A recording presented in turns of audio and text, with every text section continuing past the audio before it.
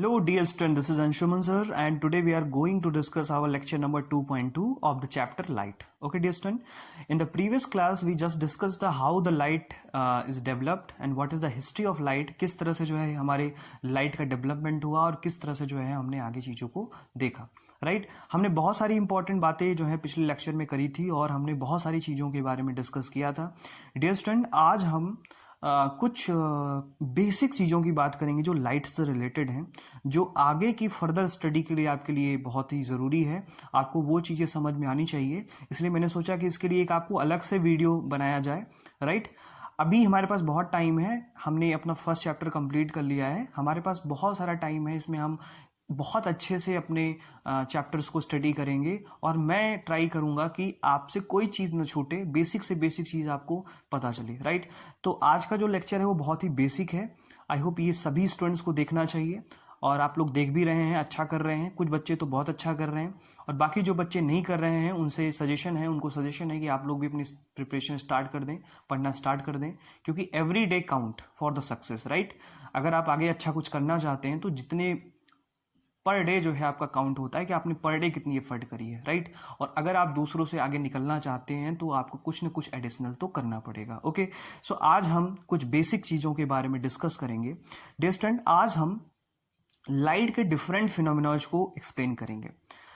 हमने चैप्टर अपने सिलेबस में नहीं आए हैं, उससे पहले ही हम कुछ बेसिक चीज़ों के बारे में अगर हम समझ लें तो आगे की चीज़ें आपके लिए आसान हो जाएंगी. तो आज हम फिनोमिनॉज ऑफ लाइट की बात करेंगे. कितने तरह के फिनोमिनॉज होते हैं, लाइट कौन कौन से फिनोमिनॉज को एग्जिबिट करती है, जिसमें आप reflection, refraction, total internal reflection, diffraction, dispersion, polarisation, scattering, Newton ring and interference. तो आज हम इतने टॉपिक्स के बारे में डिस्कस करने वाले हैं. इसके साथ साथ मैं आपको जो है मीडियम्स के बारे में डिस्कस करूंगा. मीडियम्स के बारे में बताऊंगा कि कितने तरह के मीडियम्स होते हैं जिनमें लाइट ट्रेवल करती है और एग्जिबिट करती है. राइट तो इसकी बात हम आज करने वाले हैं. तो सबसे पहले जो आज हम बात करने वाले हैं वो हम बात करेंगे मीडियम की. तो सबसे पहले मीडियम की बात कर लेते हैं. मीडियम डियर स्टूडेंट, लाइट को ट्रेवल करने के लिए मीडियम जो है बहुत ही ज़्यादा रिस्पॉन्सिबल होता है. वैसे लाइट तो एक इलेक्ट्रोमैग्नेटिक वेव है, ये बिना मीडियम के भी ट्रेवल कर सकती है, लेकिन जैसे ही वो मीडियम में एंटर करती है उसकी स्पीड में कुछ ना कुछ अंतर आ जाता है. उसकी स्पीड या तो बढ़ जाती है या तो कम हो जाती है. लेकिन इंपॉर्टेंट बात यह है कि वैक्यूम में जो स्पीड होती है लाइट की वो होती है 3 × 10⁸ मीटर पर सेकेंड. ये वैक्यूम में स्पीड है. लेकिन जैसे ही ये स्पीड, इसको हम सी से रिप्रेजेंट करते हैं, स्पेशल साइन इसको प्रोवाइड कर देते हैं, c is equal to 3 × 10⁸ metre पर सेकेंड. ये वैल्यू आपको याद होनी चाहिए. डियर स्टूडेंट, जब भी कोई लाइट किसी दूसरे मीडियम में एंटर करती है, मान लीजिए स्पेस से आ रही, स्पेस में तो कुछ नहीं है, वैक्यूम है, तो वहां पे स्पीड 3 × 10⁸ मीटर पर सेकेंड होगी. लेकिन जैसे ही वो हमारे स्पेस में, हमारे मीडियम, हमारे अर्थ के एटमॉस्फेयर में एंटर करती है, उसकी स्पीड कुछ कम हो जाती है, कुछ रिड्यूस हो जाती है. या अगर हम ऐसे बात करें कि हमने वाटर से लाइट को जो है किसी दूसरे मीडियम में भेजा या एयर से वाटर में भेजा, तो एयर में तो स्पीड ज़्यादा रहेगी लेकिन वाटर में जाएगा तो स्पीड कम हो जाएगी. ये बात समझ में आ रही है. तो इस तरह से जो है मीडियम जो है एक बहुत इंपॉर्टेंट रोल प्ले करता है लाइट को ट्रेवल करने में. ठीक है, हालांकि एक बात याद रखनी है आपको कि लाइट को चलने के लिए किसी भी मीडियम की जरूरत नहीं होती है, इसीलिए इसे हम इलेक्ट्रोमैग्नेटिक वेव भी कहते हैं. क्या कहते हैं? Electromagnetic wave. नेक्स्ट लेक्चर हमारा जो है इसी पर बेस्ड होगा, जिसमें हम डिफरेंट थ्योरीज की बात करेंगे जो लाइट से रिलेटेड है. Right so dear student, medium को हम 3 पार्ट में डिवाइड करते हैं. सबसे पहला जो पार्ट हमारा होता है वो होता है ट्रांसपेरेंट मीडियम या ट्रांसपेरेंट मीडियम. अब ये ट्रांसपेरेंट मीडियम का क्या मतलब होता है? ट्रांसपेरेंट मीडियम का मतलब होता है कि ऐसा मीडियम जिससे लाइट आसानी से इंटर कर सके और बाहर निकल सके, है ना. जैसे ग्लास हो गया, ग्लास के अंदर से लाइट जाएगी और बाहर भी निकल जाएगी. राइट तो ये कैसा मीडियम हो गया? ट्रांसपेरेंट मीडियम हो गया. दूसरा जो हमारे पास मीडियम है वो है आपके पास translucent. Right this is the translucent medium जो होते हैं वो ऐसे मीडियम्स होते हैं जिसमें से लाइट पार्सली बाहर निकल पाती है. जैसे आपके पास पॉलीथीन हो गया, तो पॉलीथीन आपने देखा होगा, तो पॉलीथीन से जो लाइट होती है वो पार्सली निकल पाती है ना। या फिर हमारे पास जो कलर्ड वाले ग्लास होते हैं, आपके जो खिड़की के शीशे होते हैं उसमें हम कलर्ड वाले ग्लास लगा देते हैं, तो कलर्ड वाले ग्लास में क्या होता है बेटा, उसमें से जो लाइट आती है वो पार्सली आती है, पूरी लाइट नहीं आ पाती, राइट। तो ऐसे मटेरियल को हम क्या कहते हैं, ट्रांसलूसेंट मटेरियल कहते हैं। ऐसे मटेरियल को क्या कहते हैं, ट्रांसलूसेंट मटेरियल कहते हैं। इसके बाद जो थर्ड मीडियम है उसे हम कहते हैं ऑप्क्यू। क्या कहते हैं, ओपेक या ऑप्क्यू मीडियम कह सकते हैं। This will be opaque medium. Opaque medium एक ऐसा मीडियम होता है जिसे लाइट इंटर नहीं कर पाती, लाइट टकरा करके वापस आ जाती है, और यही बहुत इंपॉर्टेंट रोल प्ले करता है किसी चीज को देखने में। जैसे मान लीजिए आपके सामने कोई एक ऑब्जेक्ट पड़ा हुआ है, उस ऑब्जेक्ट को आप देख पा रहे हो, तो उस ऑब्जेक्ट को कैसे देख पा रहे हो, लाइट जा रही है और उस पर टकरा रही है, टकराने के बाद वापस आ रही है, इसका मतलब लाइट उसको पेंट्रेट करके बाहर नहीं निकल पा रही है ना। ठीक है, तो ऐसे मीडियम को हम क्या कहते हैं, ऑप्क्यू मीडियम कहते हैं। और बेसिकली हम यहाँ पर यही दो मीडियम की बात करने वाले हैं, transparent medium and opaque medium, opaque medium, right. Translucent medium बस आप जानकारी के लिए जानते रहिए, जो जिसमें से लाइट पार्सली इंटर कर पाए, पार्सली रिफ्लेक्ट हो जाए, ऐसे मीडियम को हम क्या कहते हैं, ट्रांसलूसेंट मीडियम कहते हैं। अब जो ये ट्रांसपेरेंट मीडियम होता है ये दो तरह का होता है ना, इसको हम बात कर लेते हैं।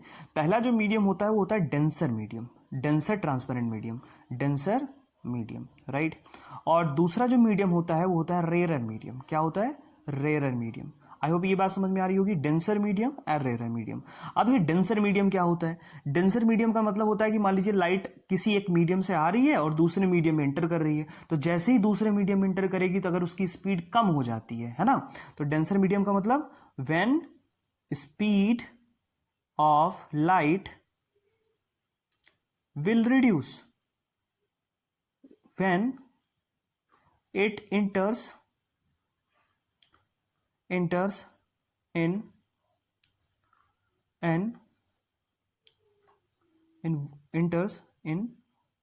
enters from one medium to another, right. तो ऐसे मीडियम को हम क्या कहते हैं, ऑप्टिकली डेंसर मीडियम कहते हैं। जैसे मैं एक छोटा सा एग्जांपल ले लूँ, ये हमारे पास ग्लास हो गया और ये हमारे पास जो है एयर है और ये हमने ग्लास ले लिया, ठीक है।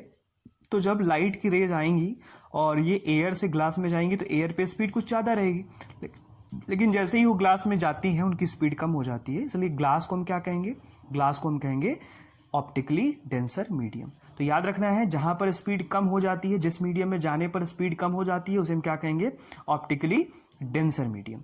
और इसी का रिवर्स हो जाएगा, वाइस वर्सा कर सकते हैं आप, कि जहां पर लाइट जाने से स्पीड बढ़ जाए। जैसे मान लीजिए अब इसी को रिवर्स कर दीजिए, ग्लास से एयर में जा रही है, तो लाइट की अगर ग्लास से एयर में जाएगी तो ग्लास से जब एयर के बाहर निकलेगी तो एयर में उसकी स्पीड बढ़ जाएगी। तो ऐसे मीडियम जहां पर एक मीडियम से लाइट दूसरे मीडियम पे आने पर उसकी स्पीड इंक्रीज हो जाती है, ऐसे मीडियम को हम क्या कहते हैं, ऑप्टिकली रेयर मीडियम कहते हैं। आई होप ये बात आपको क्लियर में आ गई होगी। इसे हम क्या कहते हैं, ऑप्टिकली रेयर मीडियम कहते हैं। क्लियर है, राइट। तो ये दो चीजें आपको ये आनी चाहिए। इसी तरीके से अगर हम ट्रांसपेरेंट मीडियम की बात करें, अब थोड़ा सा पहले ट्रांसपेरेंट मीडियम को डिस्कस कर लेते हैं, फिर ओपेक मीडियम पे आते हैं, ठीक है। ट्रांसपेरेंट मीडियम को पहले डिस्कस कर लेते हैं। तो ये रेयर और डेंसर, ठीक है, ये बात समझ में आ गई। अब थोड़ा ओपेक मीडियम को डिस्कस करते हैं।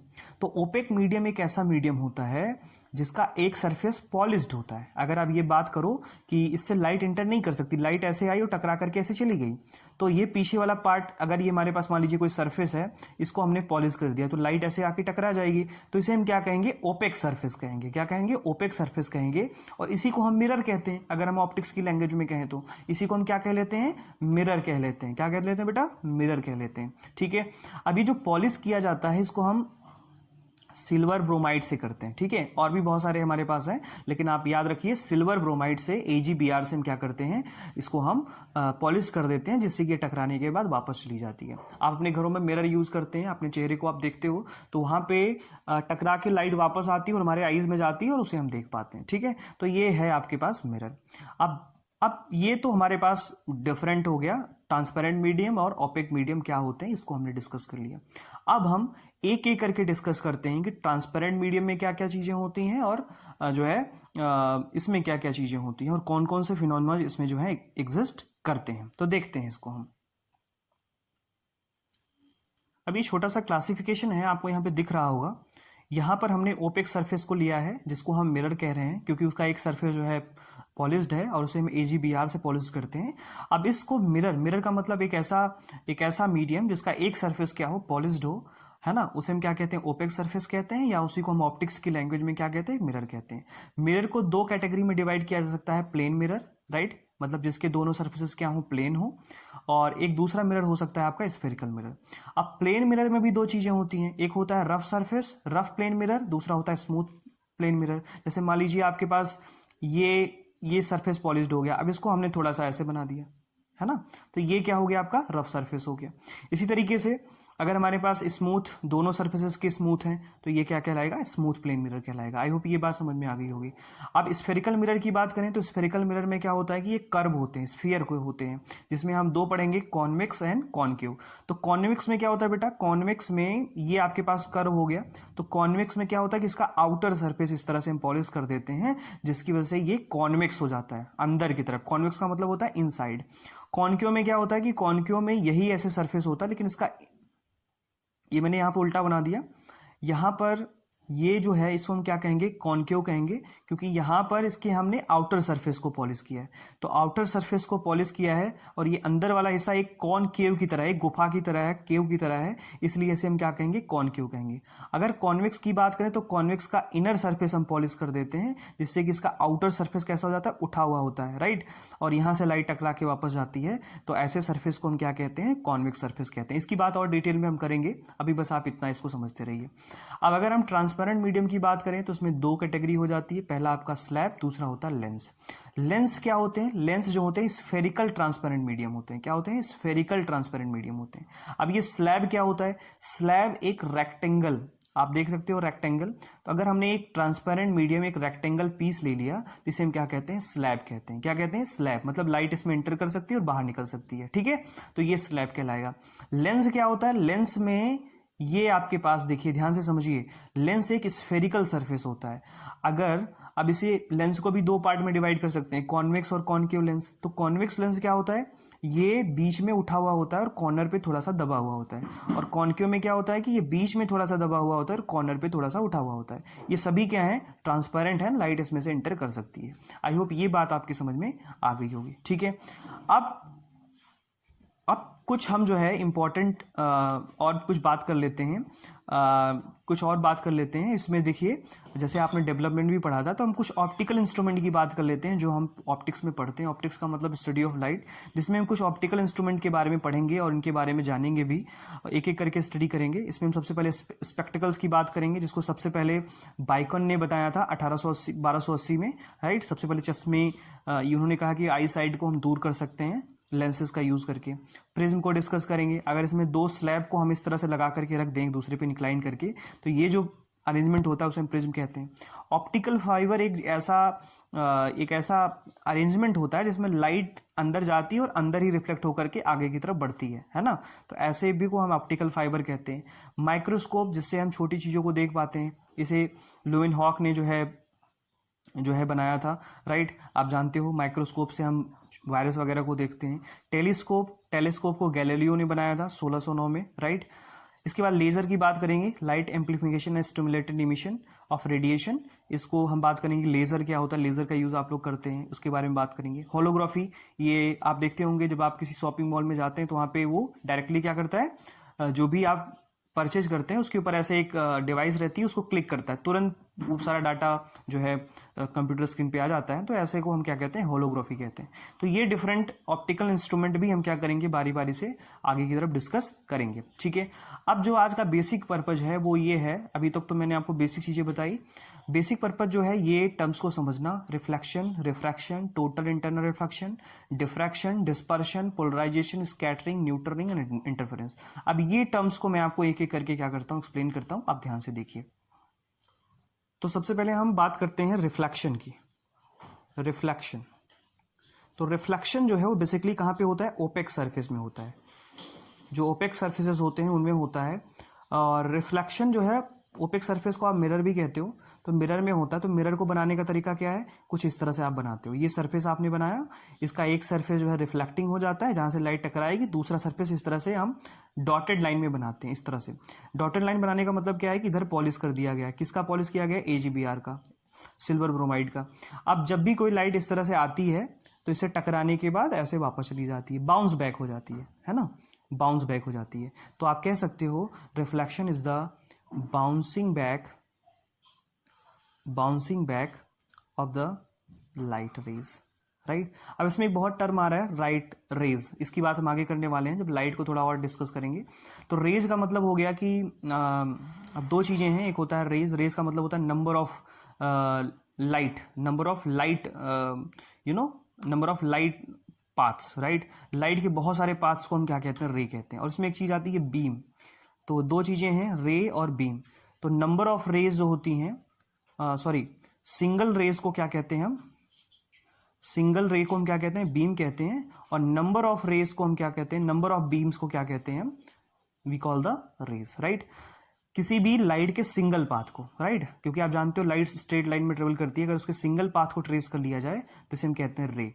तो अगर एक सिंगल रे की बात कर रहे हो तो उसे आप बीम कहोगे, और number of paths of the light को हम क्या कहते हैं, रेज कहते हैं। आई होप समझ में आ गया, right. Single path of the light, beam को क्या कहोगा, single path of light, right. और नंबर ऑफ बीम्स को हम क्या कह लेंगे, रे कह लेंगे। तो ये लाइट इस तरह से आई, टकरा गई। अब यहाँ पे अगर मैं इस पॉइंट ऑफ इंसिडेंट हो गया, this is known as the point of incident, और ये हमने इस पे एक नॉर्मल ड्रॉ किया ऊपर से नीचे की तरफ, और ये वाला एंगल कहलाता है एंगल ऑफ इंसिडेंट नॉर्मल के साथ, और इसे हम कहते हैं angle of refraction, angle of reflection, ठीक है। Angle of i is equal to angle of r के बराबर होता है। तो ये कंडीशन सेटिस्फाई होती है रिफ्लेक्शन में, ठीक है। अब हम बात करते हैं रिफ्रैक्शन की। तो रिफ्रैक्शन जो है वो बेसिकली ट्रांसपेरेंट मीडियम में होता है, ट्रांसपेरेंट मीडियम में होता है। ट्रांसपेरेंट मीडियम का मतलब कि लाइट एक मीडियम से आएगी दूसरे मीडियम में चली जाएगी। तो होता क्या है कि जब लाइट एक मीडियम से दूसरे मीडियम में आती है तो कोई मीडियम रेयर होगा, कोई मीडियम डेंसर होगा, जिसको अभी हमने पहले डिस्कस किया। किसी में वेलोसिटी बढ़ जाएगी, किसी में वेलोसिटी कम हो जाएगी। तो मान लीजिए ये आपके पास पहला मीडियम है, ये दूसरा मीडियम है, लाइट इस तरह से आ रही है, ये पॉइंट ऑफ इंसिडेंट हो गया, नॉर्मल बना लिया, ये एंगल ऑफ इंसिडेंट हो गया, ये इसका एक्चुअल पाथ था, इसको सीधा जाना था। लेकिन हम देखते हैं कि जब सेकंड मीडियम में आती है उसकी वेलोसिटी कम हो जाती है। तो वेलोसिटी अगर कम हो जाएगी तो उतनी स्पीड के साथ नहीं जा पाएगी और ये इधर की तरफ मुड़ जाएगी, राइट। तो लाइट जब एक मीडियम से दूसरे मीडियम में आती है तो अपने एक्चुअल पाथ से क्या हो जाती है, डेविएट हो जाती है, और इसी फिनोमेना को हम क्या कहते हैं, रिफ्रैक्शन कहते हैं, ठीक है। अब इसको नोट कर लेते हैं। When ray of light passing from one medium to another,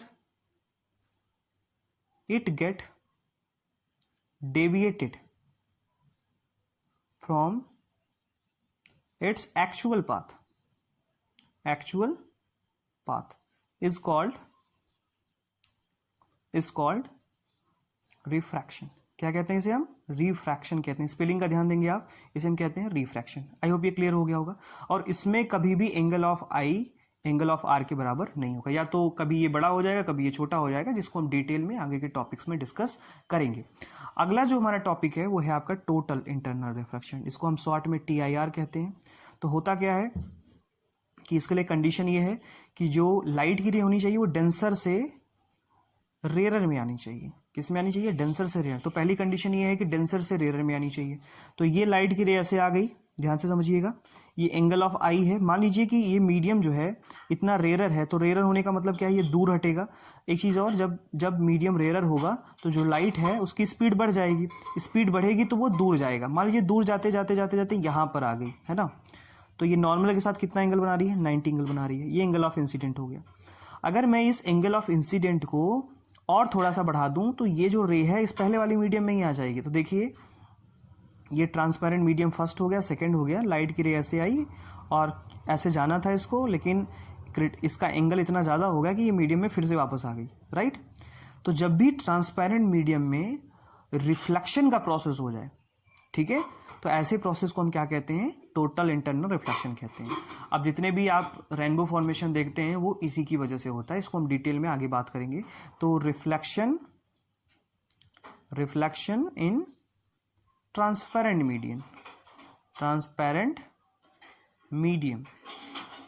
medium is called TIR, TIR।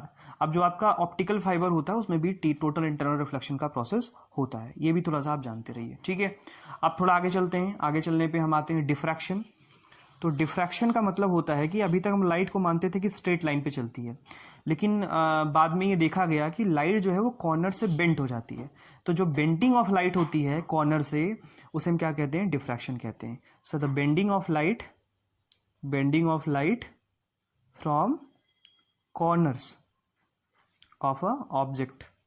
आप खिड़की वगैरह देखते होंगे, आपके घर में खिड़की अगर लगी हुई है तो आप देखते होंगे कि जो लाइट आ रही है वो आपको फैलती हुई नजर आएगी, इसका मतलब लाइट मुड़ रही है ना। जो ये स्ट्रेट लाइन जो पार्टिकल नेचर हम पढ़ रहे हैं वो फेल कर देती है, तब हमें वेव नेचर पढ़ने की जरूरत पड़ती है। तो डिफ्रैक्शन मतलब होता है bending of light from the corner of the object. किसी भी ऑब्जेक्ट के कॉर्नर से लाइट का मुड़ जाना क्या कहलाता है, डिफ्रैक्शन कहलाता है। थोड़ा और आगे चलते हैं, डिस्पर्शन की बात करते हैं। तो डिस्पर्शन का मतलब होता है, देखो न्यूटन ने कहा कि जो लाइट होती है वो 7 कलर से मिलके बनी हुई होती है ना।